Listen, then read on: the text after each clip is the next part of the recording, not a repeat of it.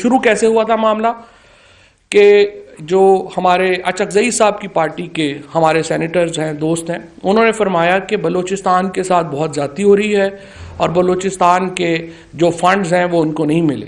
तो मैंने ये पॉइंट आउट किया कि तकरीबन 4.2 ट्रिलियन रुपया, तकरीबन 42,000 करोड़ रुपया बलूचिस्तान में गया है। 5 साल आप खुद गवर्नमेंट में थे।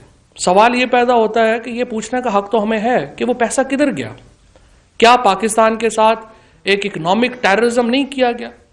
ये जब फजलुर रहमान साहब या नवाज शरीफ साहब या जरदारी साहब पिछले 10 सालों में जो पाकिस्तान के ऊपर जिन लोगों की पॉलिसीज रही हैं, हमारी तो नहीं रही हैं, इन लोगों की रही हैं, तो सवाल यह है कि जो अरब हार रुपया नीचे गया वो किधर खर्च हुआ?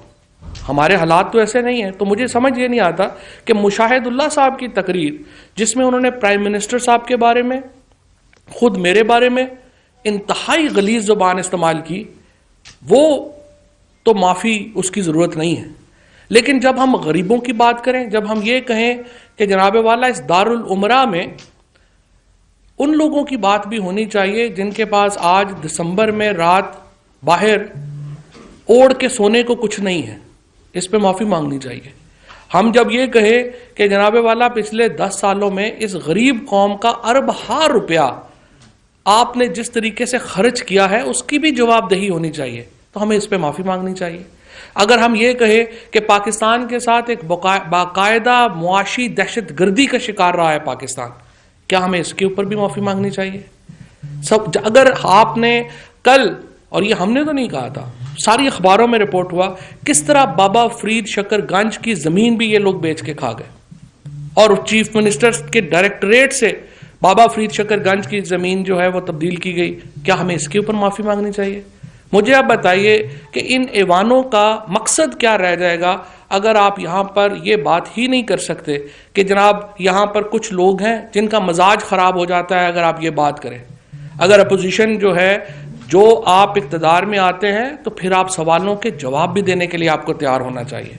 ये बात नहीं हो सकती कि आप इक़्तिदार में हो और उसके बाद आप ये कहें कि हमसे अगर आप ये सवाल भी पूछेंगे तो हम ऐवान नहीं चलने देंगे।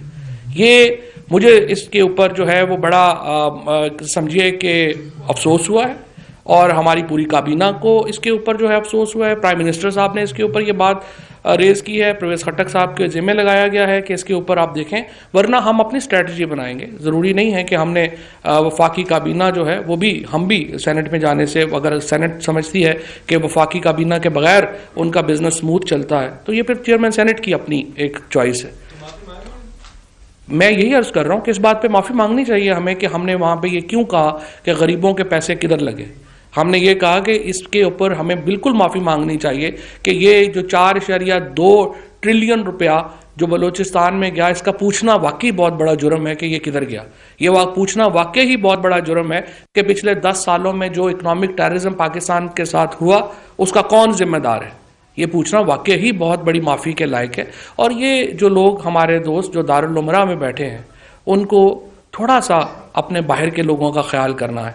ये नहीं है कि आप कुर्सी पे जिन लोगों की वजह, और फिर जाहिर है चेयरमैन सेनेट साहब जो हैं, मैं इलेक्ट होके आया हूँ, मुझे लाखों लोगों ने वोट दिए हैं। चेयरमैन सेनेट साहब तो इलेक्ट होके नहीं आए हैं, वो तो सेनेट के इनडायरेक्ट एक इलेक्शन के नतीजे में बने हैं और जाहिर है उसके ऊपर वो बात जो है वो की जा सकती है, जो अभी मैं बात नहीं करना चाहता। लेकिन इस रवैये के ऊपर पूरी हुकूमत को हमें बहुत अफसोस है और इसको चाहिए उन्हें कि अगर वो एक इक्विलिब्रियम नहीं ला सकते, अगर वो तवाज़ुन नहीं ला सकते, तो फिर हुकूमत को भी सोचना पड़ेगा कि हम अपनी क्या इस सिलसिले में, हमारी क्या इसमें हिकमत अमली होगी।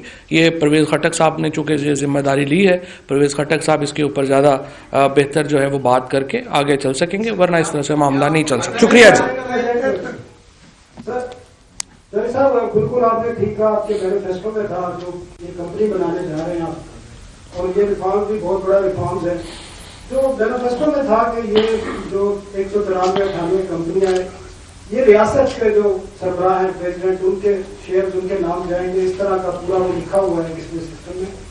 अभी जो तरीका है ये कौन से लॉ के तहत, कौन सी शीट के तहत ये कंपनी बनेगी और इसको कब तक ये इम्प्लीमेंट होगा और कब तक ये सारे इदारे जो है मिनिस्ट्रीज के कंट्रोल से जाएंगे, जिस तरह आपकी मिनिस्ट्री के कंट्रोल में पीडीपी है, रेडियो एजेंसी और दीगर इदारे ये सारे इसी टूर पे जाएंगे।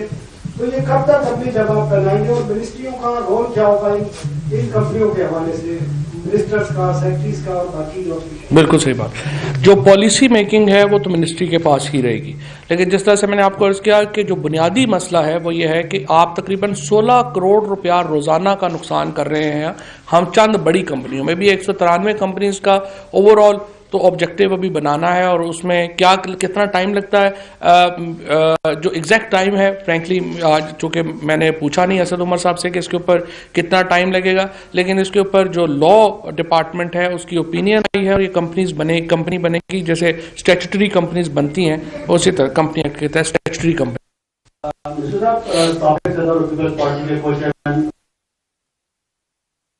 कि इस मुल्क को सिर्फ सियासतदान ही चला सकते हैं, तब तो पता चलेगा उनका किस तरफ इशारा है, क्या मैसेज देने की कोशिश की गई है, आप इस बारे में क्या कहेंगे? बिल्कुल, सियासतदान ही मुल्क चलाते हैं और सियासतदान ही मुल्क बर्बाद भी करते हैं, इसमें कोई शुबा नहीं। हमने देखा है किस तरह से 10 सालों में हुकूमत चलाई गई है, हमने देखा है किस तरह से सियासतदानों के ऊपर से लोगों का एतबार ही ख़त्म कर दिया गया। अब तो लोग कहते हैं कि फ़लानी अगर आपने बात की है तो ये सियासी नारा है, यानी इतनी माशाल्लाह अच्छी सियासत की गई है कि सियासी बात करने को या सियासी नारा कहने को लोग वैसे ही झूठ समझ रहे हैं हमारे यहाँ। इसका वकार बहाल करने के लिए तहरीके इंसाफ कोशां है, और इमरान खान की जो फ़र्क है बाकी हमारी लीडरशिप में और इमरान खान में वो यही फ़र्क है कि इमरान खान जब वो बात करते हैं तो उनकी बात को, उनकी सियासी बात को एक मुस्बत अंदाज में लिया जाता है और पता होता है कि वो आदमी जो बात कर रहा है वो सच्ची बात कर रहा है, और जो ये बात करते हैं वो भी लोगों के सामने। साहब ये बताएं कि आज कबीना में इस बात की तवज्जो सही आपने कहा कि सीनेट में बात हुई है कबीना वज़रात के हवाले से, जो सीनेट के हवाले से आपने बात की है, क्या ये बात भी सामने आ रही है कि इसके हवाले से भी कोई कमेटी बन रही है कि ये सीनेट चेयरमैन को चेंज किया जा रहा है या तब्दील किया जा रहा है इसके हवाले से? नहीं, फिलहाल ऐसी नौबत नहीं आई है, तब्दील करने की बात अभी नहीं आई है। परवेज खटक साहब को जिम्मेदारी सौंपी है, देखते हैं क्या करते हैं। ये बताइएगा कि एसपी साहब इस्लामाबाद से जो है उनको ले जाया गया आया जेलों, ये हमारी मजनू और अफगानिस्तान इतनी सारी चेक को सही सिक्योरिटी, इस पर कोई बात भी काबीना में कुछ सिक्योरिटी क्लैप्स पर? देखें, बात यह है जब हम बात करते हैं तो बाद में माफ़ी मांगनी पड़ती है।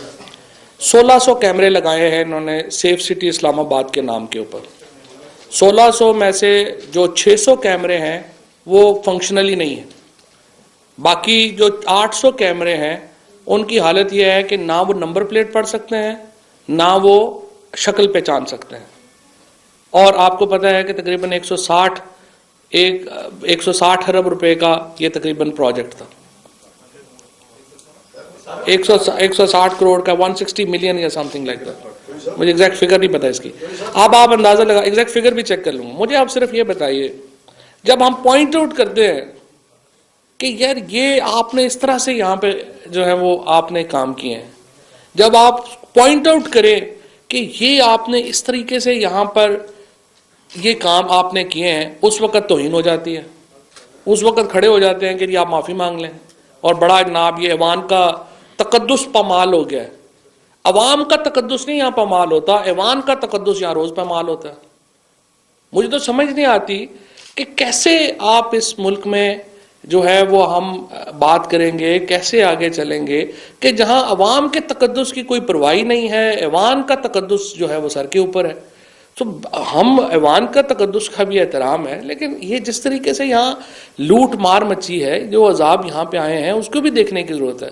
और बिल्कुल आपने सही पॉइंट आउट किया कि किस तरह से जो यहाँ इस्लामाबाद से निकले और वो जेलम से मियाँ